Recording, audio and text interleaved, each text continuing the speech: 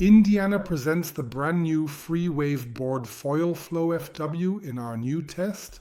The board has a fairly large surface area in the planing zone and tapers towards the tail for wave surfing. The volume distribution is overall, indeed, remarkably even. We tested the 85 liter and 95 liter sizes.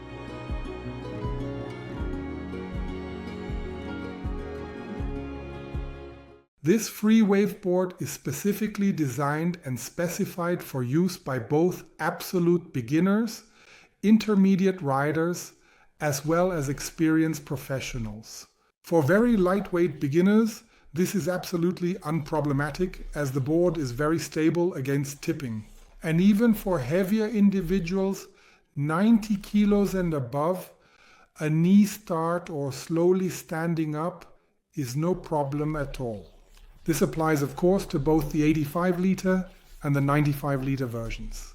Especially with the para-wing, which is also listed here as an area of use, starting is more difficult than with wingfoiling because you don't necessarily have as much balance resistance to lean against in your hands. You really have to be able to stand up on your own. That's not so easy here in the waves either, and here it has a nice tipping stability, which also makes it possible to start with the para-wing on boards with 80 to 85 liters without any problem. Of course, the wingfoil sport is still much bigger, and that's why our main focus is on it. And if we compare it with the best boards in this class, for example, a KT Drifter, which has so far been the easiest to lift out of the water, then the ability to get up on this one is absolutely comparable.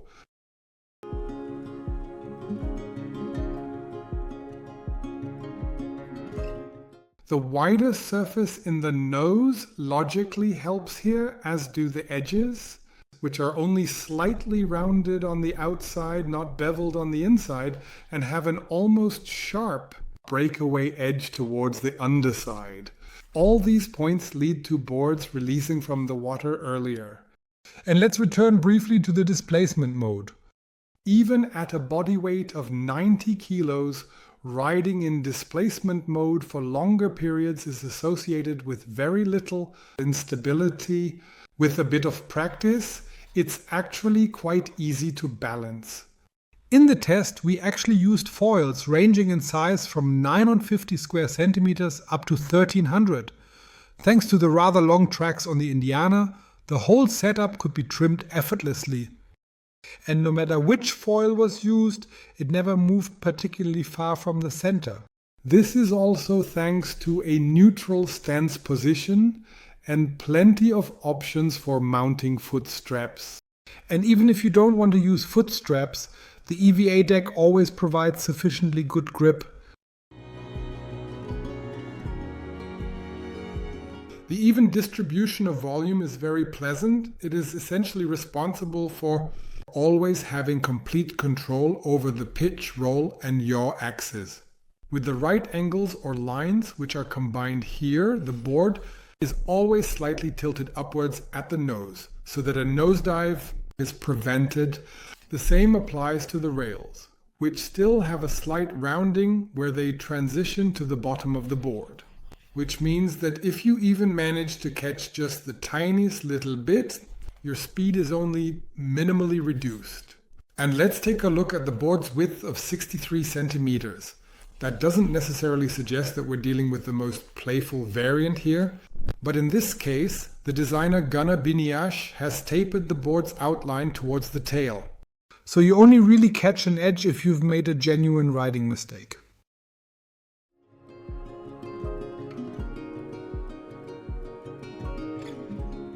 Thanks to consistently excellent control and a truly beautiful balance in terms of volume distribution, the board's jumping behavior is also absolutely neutral.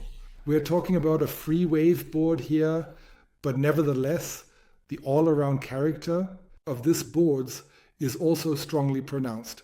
The boards can be guided very nicely during takeoff and is easy to control in the air as well.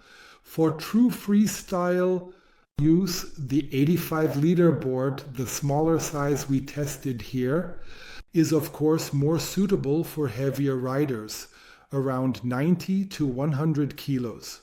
For all weight classes below that, the Indiana Flow FW is definitely a good entry point for performing simple jumps and landing them safely. The wider area in the nose, you can not so easily coax into a nosedive. It just pops right back up nicely and doesn't get stuck, which increases safety here.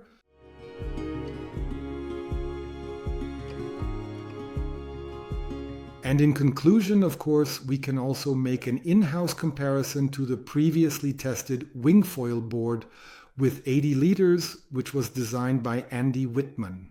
At Indiana, 2 board designers are at work. And here we see the same planing ability with the 85-liter model, but with better maneuverability on the roll axis with the Flow FW. This means that when making turns along the roll axis, the amount of effort required with the Flow FW is less than with the wingfoil model. On the other hand, the wingfoil board demonstrates a bit more agility in freestyle during jumps and rotations. Freewave is truly the perfect name for this model, which is already ideally suited for surfing even the smallest waves for hours on end, even in moderate conditions. Even during a brief touchdown, the speed is not reduced. The board always continues to glide freely. The narrowing towards the tail allows for a greater angle on the roll axis. You can lean much further without the rail touching the water. Nevertheless, the board is highly suitable for beginners thanks to its maximum stability when standing up and starting. Passive takeoff also works extremely well, even compared to all other boards on the market. As mentioned, the KT Drifter is possibly the only real competitor. The others generally require a more active pumping technique. In other words, a more engaged rider to generate enough forward momentum so that even smaller wings are quickly supplied with airflow.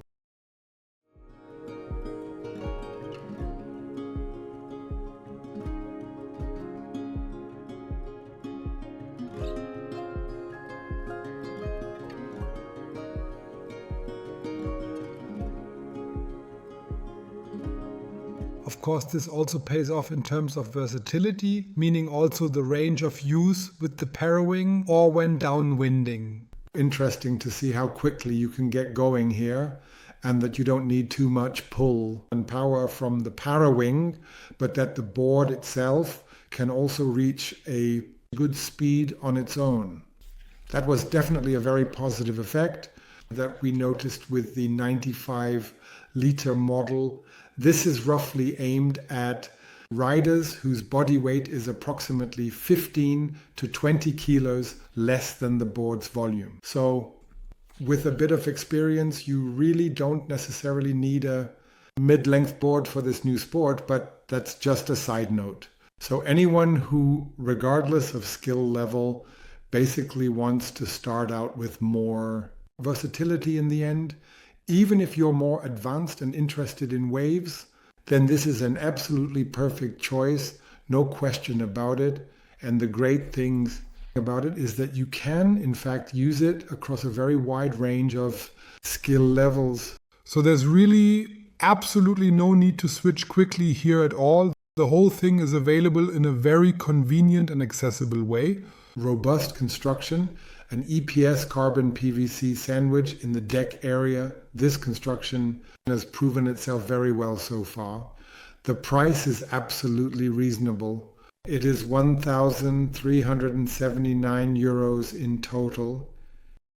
Included as part of the price is a board bag that is perfectly fitted, as well as a pair of foot straps.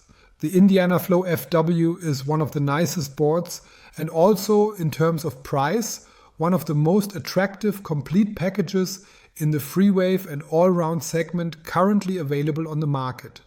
Accordingly, we give it a clear recommendation without hesitation.